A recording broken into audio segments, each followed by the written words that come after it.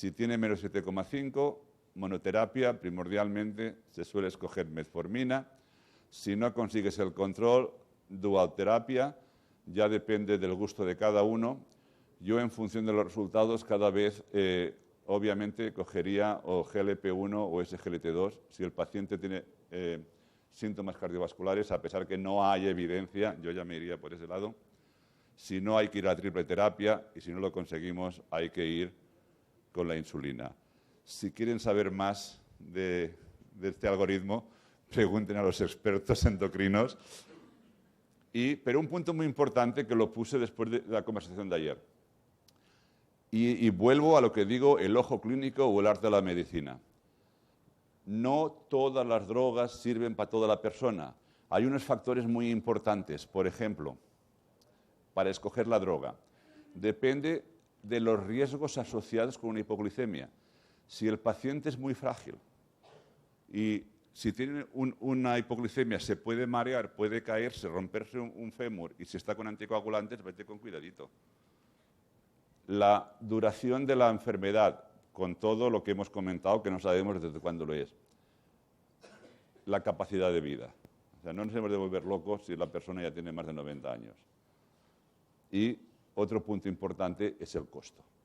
Que a veces tú no le puedes recomendar una droga muy buena y muy cara porque el paciente, si no lo puede pagar, no se va a tomar nada. Entonces vale más darle algo que no darle nada. Y con ello, muchísimas gracias por su atención.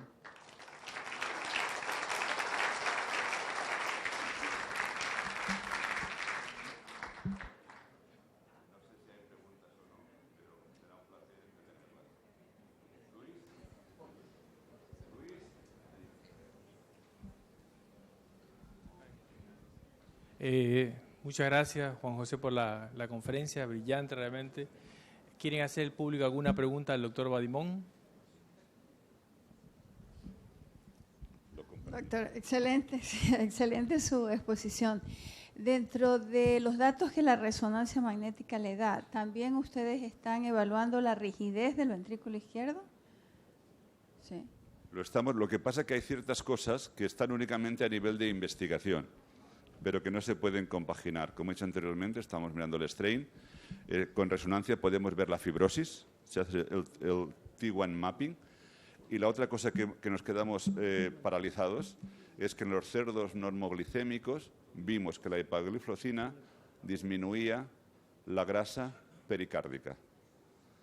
Si en un animal normal, con consumo de dieta controlado, disminuye esto, ¿qué puede ocurrir en una persona dislipémica o diabética? Porque hasta hace poco pensábamos que la grasa no era nada más que oprimía al corazón y le obligaba a trabajar un poquitín más.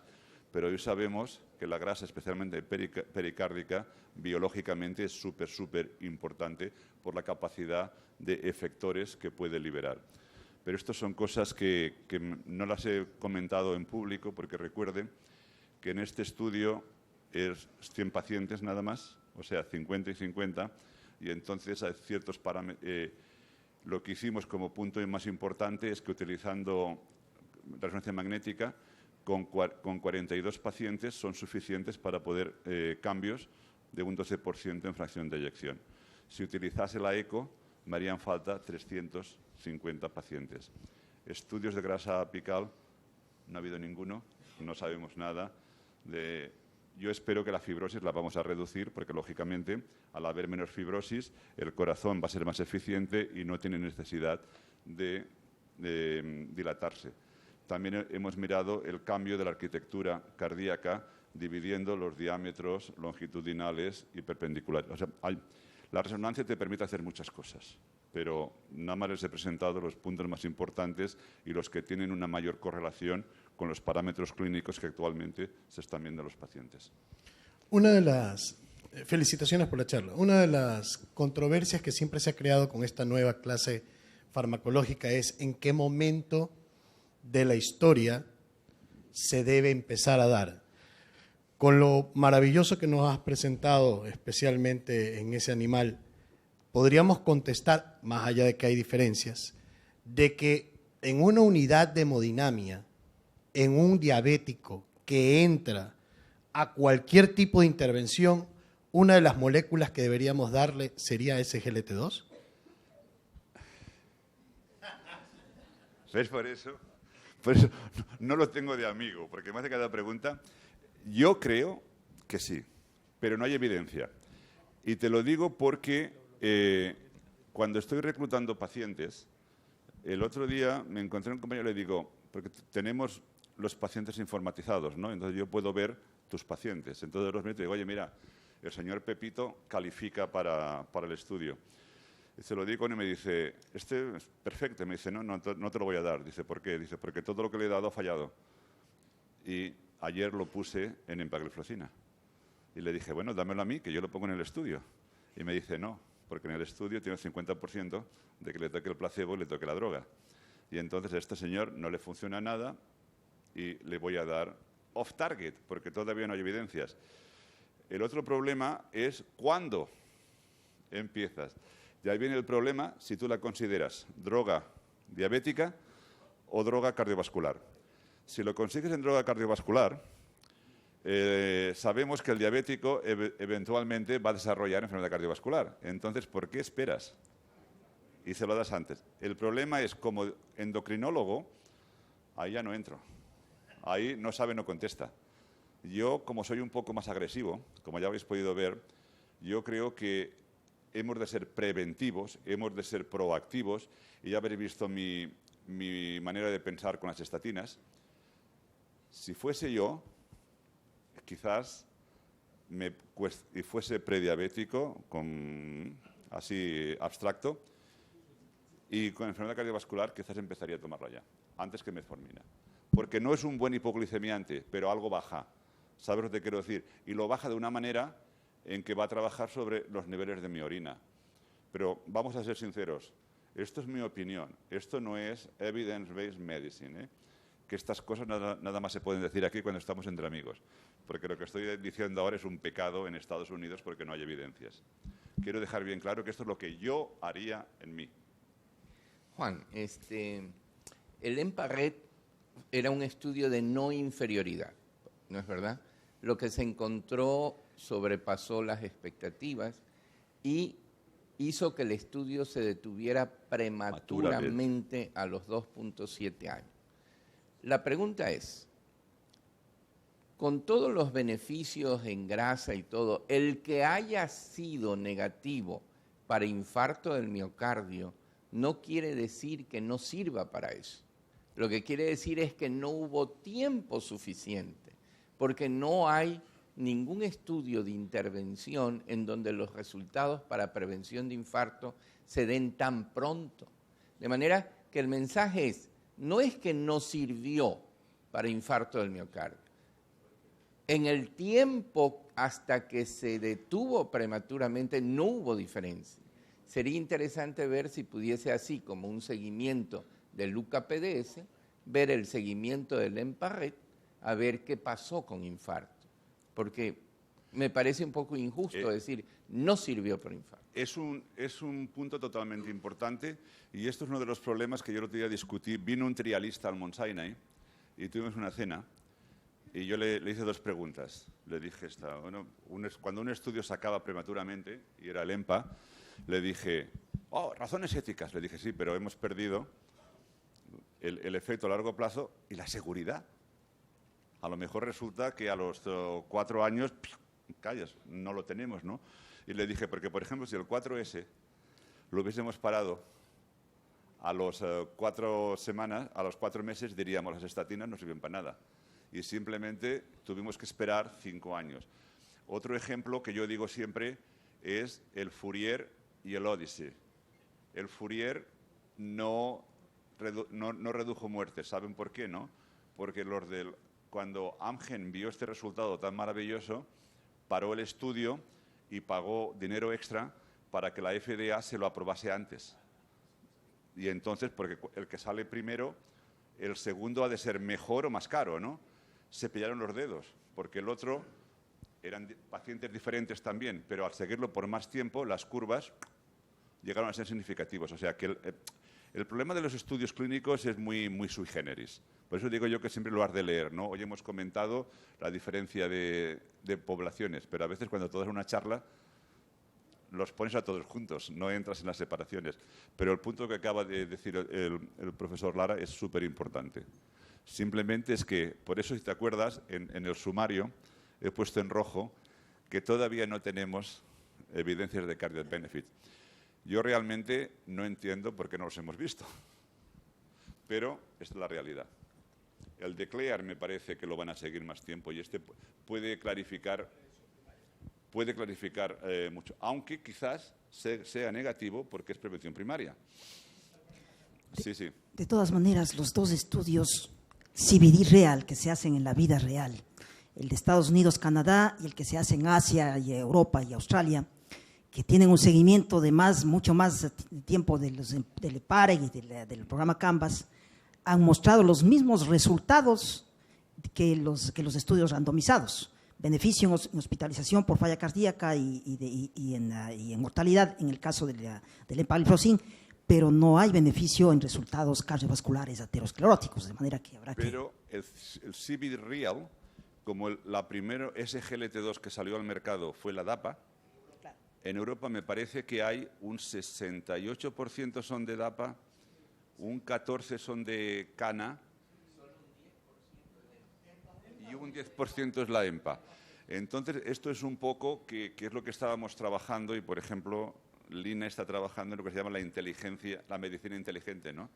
Que a veces cuando tú haces un estudio metes a todas las poblaciones y puede que sea positivo o negativo, pero la realidad es que puede haber una población que se beneficie mucho, una que no se beneficie y la otra, y de hecho tenemos el olmesartán, que era maravilloso, excepto si eras negroamericano, que entonces tenías el angioedema y fue negativo. Entonces, el problema del CVD Real, la ventaja es que vida real, o sea, que no es población seleccionada, pero que hay un sesgo muy marcado a lo que teóricamente diríamos que es el peor de los SGLT2. Y digo peor porque con el DAPA no vimos los beneficios, que creo que los tiene, pero que no los hemos visto. Miguel, cuidado, ¿eh?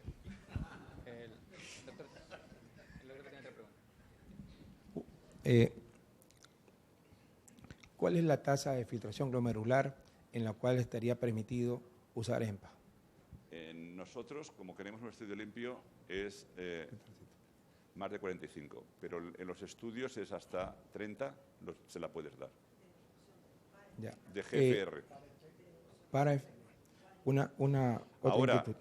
los estudios más recientes, Sí. como han demostrado una tendencia a retrasar la necesidad de hemodiálisis, ahora están haciendo estudios de que parece ser que va a haber un beneficio sobre la función renal, pero todavía no están sólidos.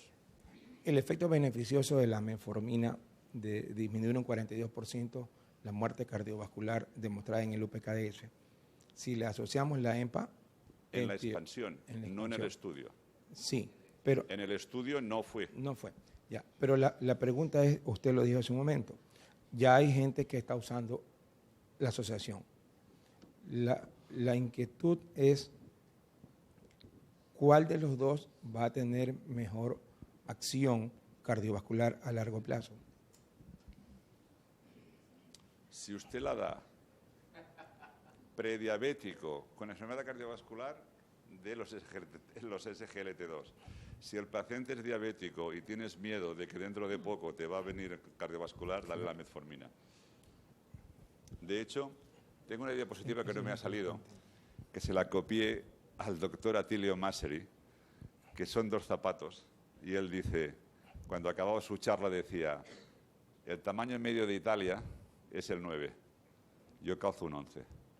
O sea que los algoritmos son la media, pero después tienes, como ha dicho muy bien Jofre, los estudios clínicos o los predictores son para grupos de población, pero usted cuando está en su consulta no está con un grupo de población, está con un señor o una señora y entonces ahí tiene que intervenir usted.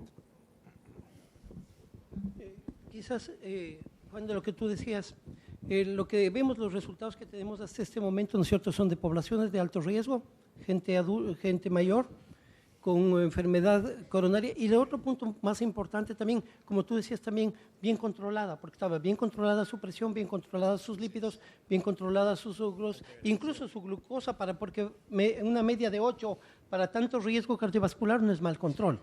Si a esta bien controlada se le agregó, se vio los resultados. Ahora, lo que tú decías es, pero estamos esperando ver infartados en una población que ya está hecho leña. Lo importante sería ver, lo que tú decías es más tempranamente con esto. Ahorita está aprobado ya el uso de metformina con empaglifosina para pacientes naïves, como efecto glucosa. Pero no en Estados Unidos, ¿eh? Que sí, la FDA. Revisa, sí. Está aprobado en octubre. Sí, está aprobado. Sí. Entonces, el uso de metformina, y ahí el primer estudio es metformina 500 miligramos con 12.5 de EMPA para pacientes naïves. Ya se puede utilizarla. Sí, sí, sí. Entonces, lo importante sería es ver en esta población qué pasa a largo plazo, lo que tú decías, ¿no? Sí, el problema es, te digo, que como ha dicho muy bien el doctor Lara, se paró antes de tiempo por razones éticas, ¿no? En los estudios siempre tienes el yin y el yang. Si esta droga funciona, no es muy ético que mantengas a uno en algo que no funciona, pero al mismo tiempo pierdes mucho conocimiento que podrías sacar. Entonces, como siempre, nadie está contento, siempre hay el sí y el no. Bueno, quería agradecerles a todos la presencia. Nosotros reiniciamos 2:30 de la tarde aquí mismo en este salón. Va a haber un evento, un almuerzo que lo organiza la empresa Novartis, acá al lado, para los que tengan las entradas, no es una actividad nuestra. Les recuerdo que al término de la última conferencia que tenemos, gracias al doctor Badimón, se va a sortear 4 libros de medicina que están viendo ustedes en los stands y unas cavas de vino, gentileza de Bercana Pharma. Así que lo esperamos 2:30 en el salón. Por favor, no se olviden que al final del evento hay estos sorteos. Muchas gracias.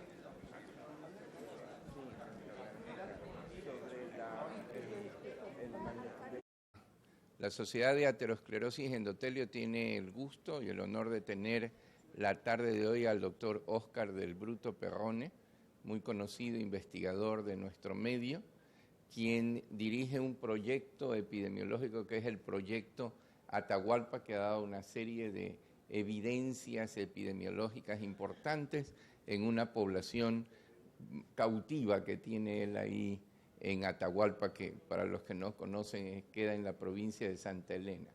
El tema que el doctor del Bruto va a tocar el día de hoy es la aterosclerosis intracraneal, los resultados de este proyecto Atahualpa. Óscar. Muchas gracias, Jofre, por tu invitación y a todo el comité organizador. Antes que nada, quería decirle que yo estoy sorprendido. Si los neurólogos hiciéramos un congreso el domingo de tarde, no vendría ni el que pasa las diapositivas. Pero la perseverancia de ustedes es encomiable.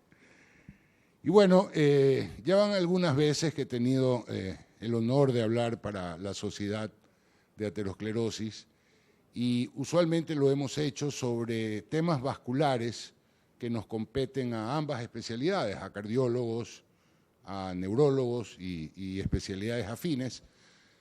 Así que algunos de ustedes probablemente ya han oído la parte introductoria, pero en respeto a las personas que no han estado previamente en estas charlas, voy a comenzar dando una introducción breve de lo que es el pueblo, de lo que es nuestro estudio, para que tengan una idea más clara de la relevancia de nuestros hallazgos. Dame lo siguiente. Atahualpa es una población cerrada. Cuando me refiero a cerrada, hablo de epidemiológicamente cerrada. La migración es muy pobre, como ya vamos a ver luego, y tiene una serie de características que la convierte en un lugar ideal para la práctica de estudios epidemiológicos. Todas estas características similares en la población hace que muchos factores confusores ocultos no estén presentes y no pongan ruido al momento de hacer los análisis finales. La siguiente. Este proyecto ha sido desde el principio auspiciado por un grant irrestricto de la Universidad Espíritu Santo, en la cual trabajo, y hasta el momento tenemos una buena inversión Hemos recibido apoyo de universidades extranjeras, apoyo no económico, sino apoyo de personal. Y es frecuente que universidades como NYU, Mayo Clinic, UCLA envíen estudiantes o médicos recién graduados a ejercer pasantías, lo cual es indiscutiblemente algo de apoyo mutuo. En este artículo, que es de acceso libre y que ustedes pueden acceder fácilmente desde PubMed, se relata un poco la metodología del estudio y todo lo que hemos hecho en estos últimos 6 años. Y básicamente nosotros funcionamos con un diseño poblacional de corte. Es decir, cada año realizamos un censo poblacional puerta a puerta para detectar los individuos que existen, para investigar sospechosos. Luego especialistas, cardiólogos, neurólogos, médicos vasculares, examinan a los casos sospechosos y a un grupo de personas no sospechosas para ver la veracidad de los cuestionarios. Y en el tercer paso, las personas con un diagnóstico específico de lo que estamos buscando son sometidas a exámenes complementarios. Y luego, en el seguimiento año a año, vamos viendo la incidencia de enfermedades o la incidencia de la relación entre ciertos factores de riesgo y ciertas enfermedades. La siguiente. Les decía que Atahualpa es un pueblo muy homogéneo, racialmente es homogéneo, prácticamente más del 95% de la población está constituida por nativos ecuatorianos, por amerindios, con muy poca evidencia de mestizaje, como ustedes pueden ver, esa familia que está ahí, a pesar de ellos tener apellidos españoles, su mestizaje es prácticamente nulo.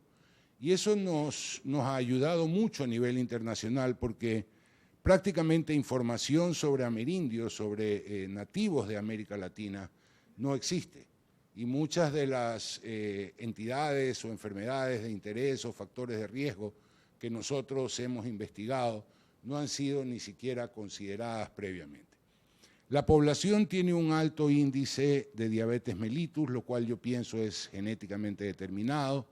Hay una gran cantidad de síndrome metabólico, más del 50% de la población tiene síndrome metabólico, y eso se debe directamente a la cantidad de carbohidratos en la dieta. Ellos, por tener un presupuesto reducido, utilizan mucho arroz, mucho fideo, mucha pasta, como complemento de su alimentación.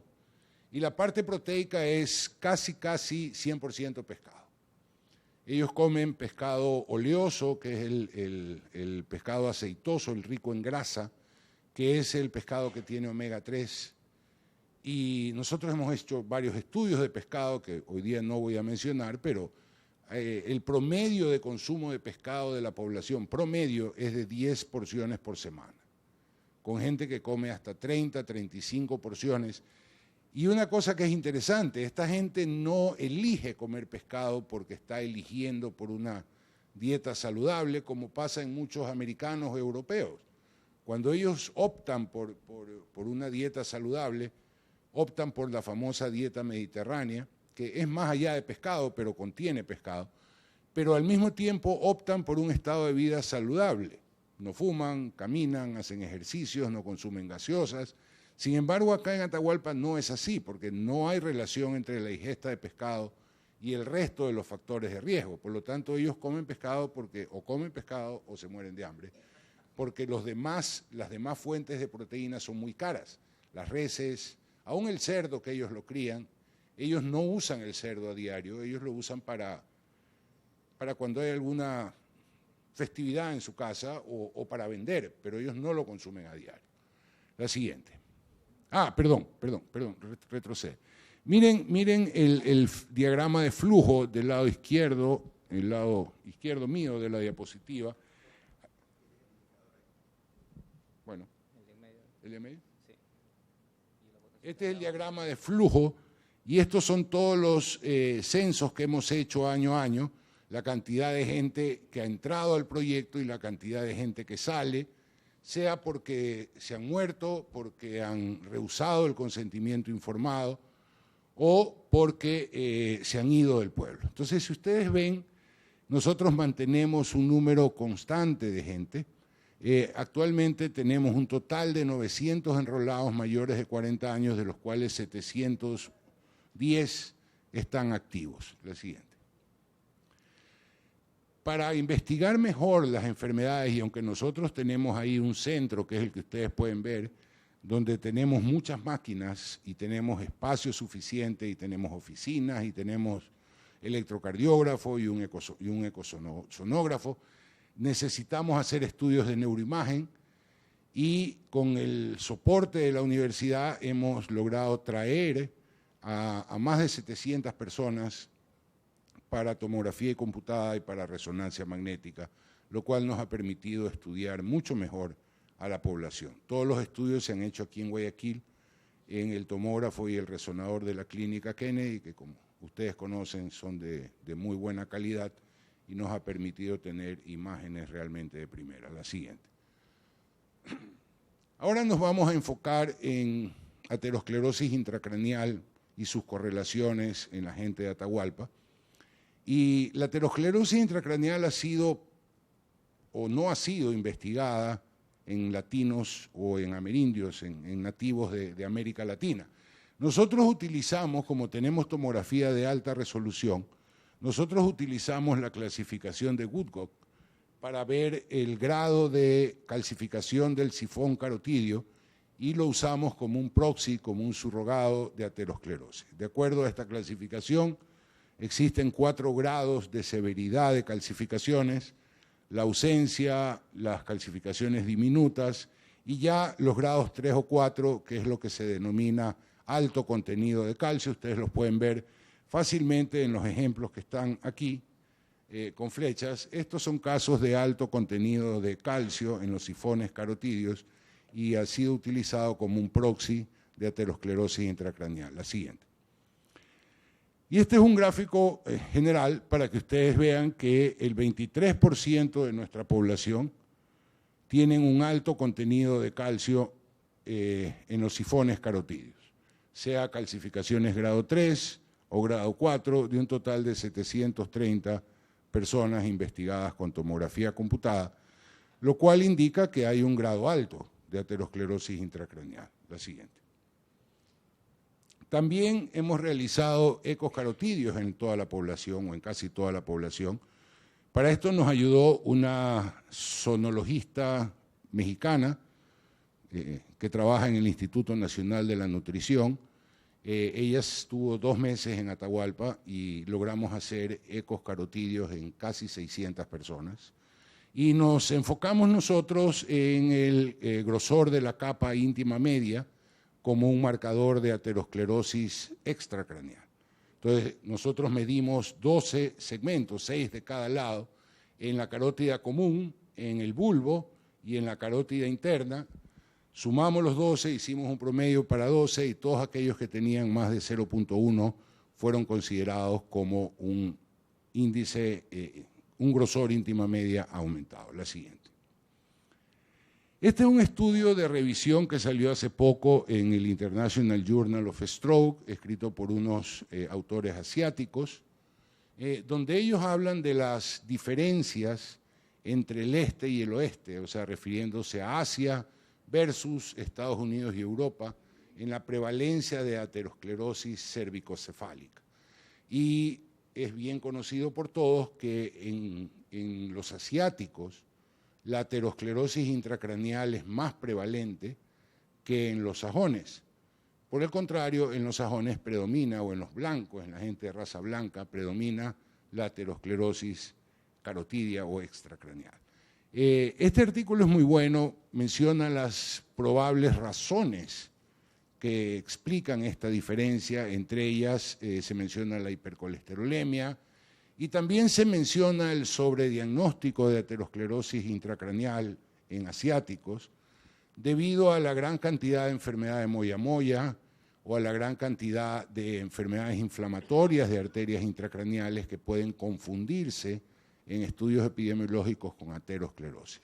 Sin embargo, esto es muy claro. Aquí la pregunta es el este contra el oeste, pero no tenemos ninguna información del sur. Es decir, no existe ningún estudio que hable de la prevalencia o las diferencias en la prevalencia de aterosclerosis cérvico-cefálica en individuos que viven en Latinoamérica.